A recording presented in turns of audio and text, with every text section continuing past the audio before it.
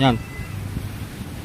Tapos ang makina nito mga soyo, doon sa mga baguhan po, at doon sa mga kapanood po ulit, banggitin na po natin ulit. Ito po ay purbisito na Isuzu. Yan. Dito po tayo sa loob ng kamarote.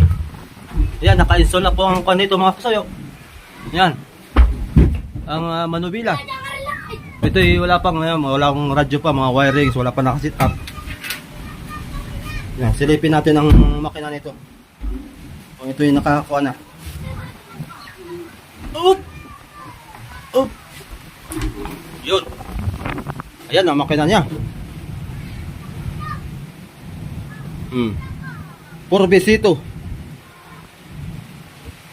Ang bili na yan ay 150,000 pagkabili.